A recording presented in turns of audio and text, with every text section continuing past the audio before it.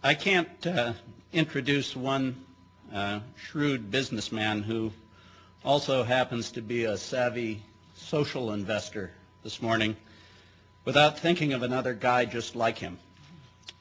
I'm here today for the honor of introducing George Kaiser, who's become a friend. But the other guy I'm thinking of is Irving Harris. Many of you may not have known Irving, who founded the Ounce of Prevention Fund in Chicago more than 20 years ago.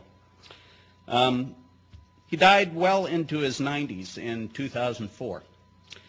And both George and I had the pleasure of meeting Irving not long before he died. We would both have been a little better off than we are, and it's not that we're not fairly well off, if we'd known Irving earlier,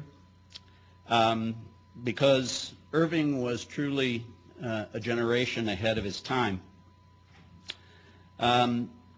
Irving built the kind of everyday, high-performing businesses that Warren Buffett likes to buy.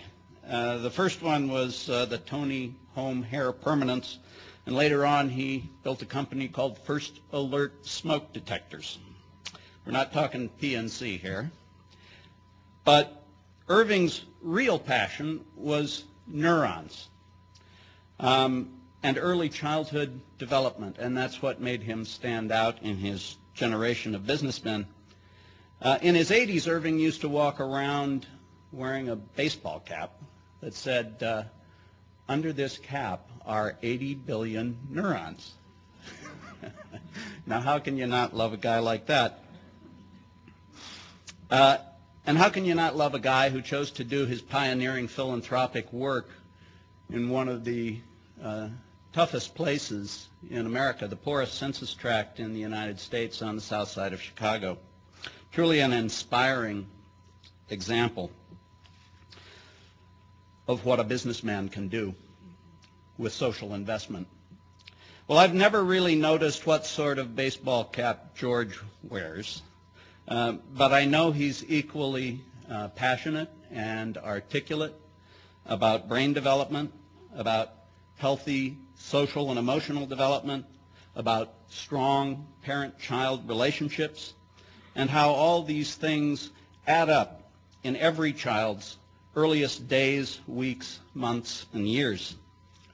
And I'll tell you this, they only add up in one of two ways: to either shift the odds in leveling the playing field of opportunity for that child, or to create a deep, dark swamp full of toxic stress and littered with broken brain architecture, in which we lose more and more American children every year.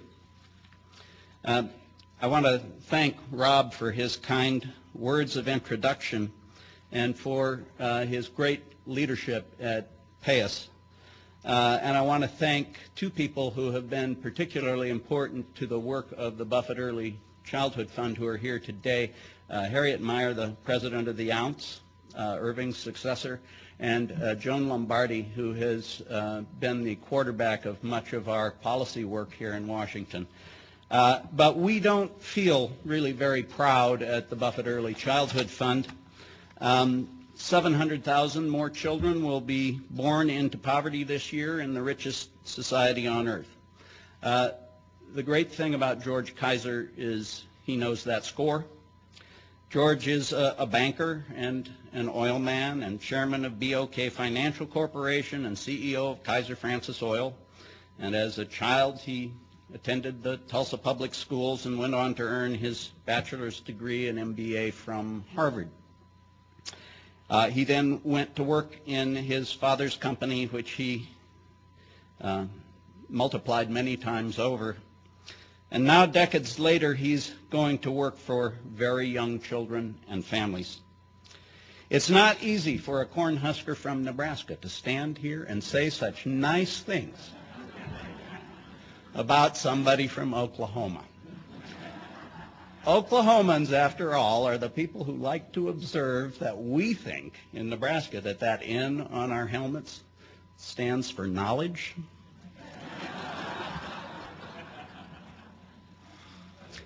But I will say this. Here's what George knows.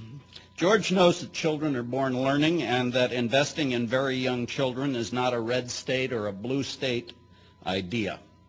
I'm wearing my purple bow tie today because the science is purple, and the science is what drives George Kaiser's investment. Science underscores the wisdom of making smarter, shrewder investments that offer profound, life-changing returns. And George knows a good investment when he sees one. If you read page 1 of the New York Times business section 3 weeks ago, you learned that George built an Educare center on the south side of Tulsa.